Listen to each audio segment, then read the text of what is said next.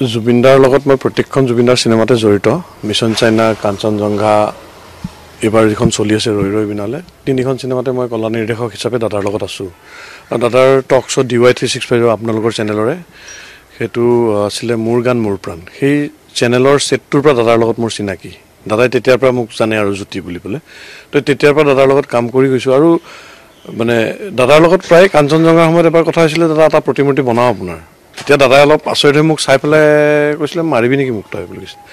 তাৰপিছত আকৌ ৰৈ ৰৈ বিনালৰ সময়ত একেখিনি কথা কৈছিলোঁ সেইবাৰ তেওঁ এইটো বিশ্বনাথ চাৰিআলি হোটেল এখনৰ ছাটত আমাৰ শ্বুটিঙৰ ইউনিটৰ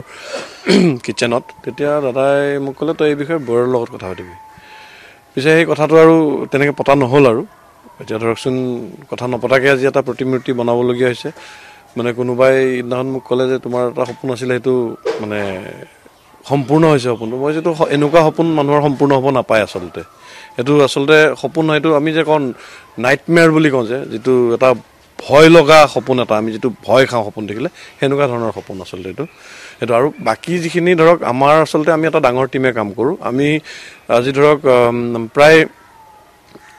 7-8 বছৰৰ পৰা আমি এইখিনি কাম কৰি আছোঁ এনেকৈ বিভিন্ন আমি GMDৰ কামো কিছু কৰিছোঁ যেনে অমৃত উদ্যানখন তাৰ পৰা আপোনাৰ নেহৰু পাৰ্কতো কিছু কাম হৈছে গোপীনাথ বৰদলৈ নতুন স্কাল্পচাৰ যিটো লগোৱা হৈছিলে সেইটো তাৰ পৰা যিটো river heritage centre DC bungalow তাতে যিমান আৰ্ট ৱৰ্ক আছে চেছ এখন আছে আহোম সৈন্যৰে ইউনিক চেছ এখন সেইবোৰৰ পৰা লৈ ইভেন এতিয়া আমাৰ নৱগ্ৰহ শ্মশানখনৰ যিখিনি ৰিন'ভেশ্যনৰ কাম চলি আছে তাৰে আমাৰ হেৰিখিনি আছে তো এতিয়া আমাৰ কিছু বস্তু এনেকুৱা হয় যে আমি আচলতে মানে অকল বোলে ভাস্কৰ্য নহয় আমি আমাৰ গোটেই কাৰবাৰটো হৈছে আমি একদম এটা ইভেণ্ট ইণ্ডাষ্ট্ৰি একচুৱেলি আমি বিভিন্ন ধৰণৰ ইভেণ্টৰ পৰা লৈ আমি আপোনাৰ ইভেণ্ট মানে পৰ্ট্ৰেইট পেইণ্টিঙৰ পৰা লৈ আমাৰ টীম এটা আছে আৰু চবেই মিলি কামখিনি কৰা হয় ইয়াতে এনেকুৱা নহয় যে মই ইয়াতে আমি চবেই তাৰমানে প্ৰতিমূৰ্তিটোৰ কথা জানিম অলপ এই যি আচলতে জুবিন গাৰ্গৰ বাসগৃহত যি স্থাপন কৰাৰ ব্যৱস্থাটো আচলতে কাৰ লগত যোগাযোগ হৈছিল আৰু ইয়ে যিহেতু জন্মদিনৰ দিনা প্ৰতিষ্ঠা কৰিব গতিকে কাহিলীৰ পৰা উক্ত স্থানত আপোনাৰ টিমে নিৰ্মাণ কৰা এই প্ৰতিমূৰ্তি স্থাপন হ'ব গতিকে বৌৰ লগত কথা হৈছিল নে কেনেকৈ হৈছিল আচলতে কথাটো হ'ল কি তাতে আমাৰ যেতিয়া এইকেইদিনটো তাতে পৰিৱেশটো তেনেকুৱা হৈ আছিলে তাৰ মাজতে যেতিয়া এদিন মই গ'লোঁ কিবা এটা জুবিনদাৰ চিনেমাখনৰ ৰৈ ৰৈ বিনালে আমাৰ কিছু পেটচ ৱৰ্ক বাকী আছিলে মানে দাদাই কৈ থৈ গোৱা কাৰেকশ্যনৰ কাৰণে তেতিয়া আমি লোকেশ্যনটো চাব যাম তেতিয়া আমাৰ শ্বুটিং ইউনিটৰে মানে ছিনিয়ৰ প্ৰডাকশ্যন মেনেজাৰ মনোজ মিশ্ৰদা তেখেতক ছ'চাইটিয়ে উঠিছিলে এনেকুৱা কথা এটা আমি ভাবিছোঁ এইটো মানে কাক দি কৰালে ভাল হয় মিশ্ৰদাই জানে যে মই কৰি থাকোঁ কামবোৰ মোৰ এটা টীম আছে আমি মিলি কৰি থাকোঁ তো মিশ্ৰদাই তেখেতক ক'লে যে মই জ্যোতিক চিনি পাওঁ তো তেওঁ এবাৰ গ'লে চিনাই কৰে আৰু সিদিনাখন মেবি এইটো মোৰ ভাগ্য আছিল মই গ'লোঁ তেওঁ আছিলে ঘৰত আমাৰ অমিত বৰুৱাদেৱ তেখেত তাৰে ছ'চাইটিৰ ছেক্ৰেটাৰী তেখেতৰ লগত মোক মিশ্ৰদাই চিনাকি কৰাই দিলে কথা পাতিলোঁ আৰু তেওঁলোকৰ লগত একদম প্ৰাইমেৰী ষ্টেজত টকা পইচাৰ কথা পতা হৈছিলে যে আমি ধৰক তেওঁক এটা মিনিমাম পইচা এটা কৈছিলোঁ কাৰণ ইচ্ছা আছিল মোৰ এইটো কৰিবলৈ কাৰণ সেইকাৰণে মই পইচা এটা এনেকুৱা পইচা কৈছিলোঁ যিটো তেওঁলোকে ক'তো নাপায় তাৰমানে মই যিটো কৈছিলোঁ তাৰ 3 টাইমছ দিলেহে হয়তো এনেকুৱা এটা কোনোবা বেলেগ এটাই কৰিব কামটো সেইকাৰণে মই এনেকুৱা এটা ৰেট কৈছিলোঁ যিটোত কম্পিটিশ্যনত কোনো আহিব নোৱাৰে কাৰণ কামটো মোৰ কৰিবলৈ কাৰণ দাদাৰ 50th বাৰ্থডেত মই নলবাৰীৰ ৰাসত কাম কৰিছিলোঁ তেতিয়া দাদাই মোক ফোন কৰি কৈছিলে দাদাক এটা ৰংঘৰ বনাই দিব লাগে যিটো মই বনাই দিব নোৱাৰিলোঁ সেইটো মোৰ এটা অতি মানে মনত এতিয়াও মই সেইটো খুব মানে আঘাত পাই থাকোঁ এই কথাটোৰ কাৰণে সেইকাৰণে মই পিছলৈ ভাবিলোঁ যে এই যিটো কামটো কৰিম এই কামটোৰ কাৰণে মোক কোনো পাৰিশ্ৰমিক নালাগে মোৰ যিখিনি ইয়াতে মেটেৰিয়েলৰ খৰচ একদম মই ঘৰত মোৰ যিখিনি ল'ৰা আছে খুব কষ্ট কৰি আছে তেওঁলোকৰ এইটোৱে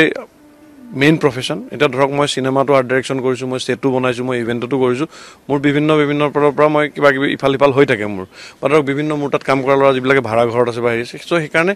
যাৰ যিটো পাৰিশ্ৰমিক সেই হিচাপত মই তেওঁলোকক সেইখিনি মোৰ ফালৰ পৰা মই দিম মেটেৰিয়েলৰ যিখিনি খৰচ হয় সেইখিনি মই দিম আমি একদম মূৰ্তিটো তালৈ নিয়ালে আৰু মূৰ্তিটো মোৰ ইচ্ছা আছে দাদাক কোনো অটোভেনত বান্ধি নিনো মই মোৰ গাড়ীৰ পিছফালৰ ছিট খুলি তাতে দাদাক বহাই লৈ যাম মই যদি ছিটত বহাব পাৰোঁতো খুব ভাল নহ'লে মই নিজৰ গাড়ীৰ ছিট খুলি হ'লেও মই দাদাক তাতে গাড়ীত লৈ যাম সেইখিনি মোৰ এটা ইচ্ছা মানে সম্পূৰ্ণ নিজৰ ফালৰ পৰা আপুনি দাদাৰ বাবে নিজৰ ফালৰ পৰাই কৰিম এইটো ইয়াৰ পিছত কেতিয়াবা যদি কোনোবাই বিচাৰে তেতিয়া আমি বস্তুটো কমাৰ্চিয়েলি চাম কিন্তু আমি এনেকুৱা নহয় মই এতিয়া ফেচবুকত যদিও ফটো দিছোঁ মই তাতে লিখিছোঁ #হৰ ঘৰ জুবিন দা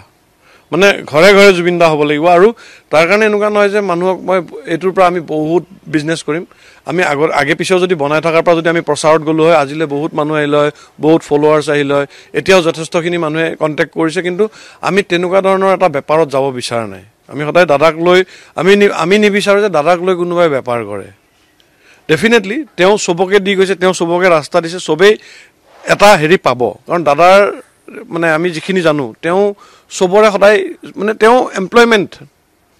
মানে জেনেৰেট কৰিছিলে বিভিন্ন ধৰণৰ মানুহ। যেনে তেওঁ নিজে ভিডিঅ'ত কয় তেওঁৰ ঘৰত এজন দুজনৰ কাৰণে ভাত নবনে, 20-25 জনৰ কাৰণে বনে, কোনে খাই যায় গম নাপায়। তো সেই ধৰণে চবৰে হ'ব লাগে, যোনে যেনেকৈ বিচাৰে আমি তেনেকৈ চবকে মানে বিচাৰিম যে চবে যদি হয় আমি তেওঁলোকক এইখিনি সহায় কৰিম। আৰু কিমান উচ্চতাৰ হ'ব? এইটো আমাৰ এতিয়া হাফ বাষ্ট হয়, এইটো আমাৰ প্ৰায় 3.5 ফুট হ'ব। কেতিয়াৰ পৰা আপোনালোকে আৰম্ভ কৰিছে? এইটো প্ৰায় 25 দিনৰ বেছি হ'ল। আমি অহাকালি মানলৈ চেষ্টা কৰি আছোঁ, মানে অহাকালি আমাৰ 16 তাৰিখ হ'ব। 16 তাৰিখলৈ আমাৰ যিমানখিনি আছে আমি আজি আপোনালোকে হয়তো 2টামান বজাত আমাৰ দাদাক মানে এতিয়া যিটো আমি মানে কাষ্ট আপুনি দেখিছে, আমি ইয়াৰ পৰা আমাৰ এটা অলৰেডি যিটো প্ৰথম বনোৱা হৈছিলে এইটো ছেকেণ্ড চলি আছিলে, প্ৰথমটোৰ পৰা আমি অলৰেডি ডাইচ লোৱা হৈছে। আমাৰ ডাইচৰ পৰা এতিয়া কাষ্টিং হ'ব। কাষ্টিং হৈ দাদাক আকৌ যেনেকৈ টুকুৰা টুকুৰিকৈ কাষ্টিং হয়তো মানে ডাইচ লোৱা হয়, তাৰপৰা এইটো জইন কৰিম। যেতিয়া জইন কৰিম, যিটো প্ৰথম আপোনালোকে দেখিছিলে ছ'চিয়েল মিডিয়াত আজি 2 দিন আগৰ পৰা, সেই বস্তুটো আকৌ আপোনালোকে আজি 2-2:30 বজাৰ পিছৰ পৰা দেখিবলৈ পাব। সেইটো সম্পূৰ্ণ আকৌ হৈ উঠিব। তাৰ পৰা আমি তেওঁক কালাৰ কৰিম, আমি মেটেলিক কালাৰ কৰিম, ৰিয়েলিষ্টিক কালাৰ নকৰোঁ, সময় অলপ কম আছে। আৰু এইটো মই যোৱাকালিও এটা চেনেলত কৈছিলোঁ যে যদি ছ'চাইটিয়ে বিচাৰে যে এইটো আমাক ৰিয়েলিষ্টিক কৰি দিয়ক, হয়তো আমি 2 দিন পিছত কৰি দিম, সেইটো কথা। বা তেওঁলোকে ক'লে নাই এনেকৈ থাকক, তেনেকেই থাকিব, আৰু সেইটোৱে কথা।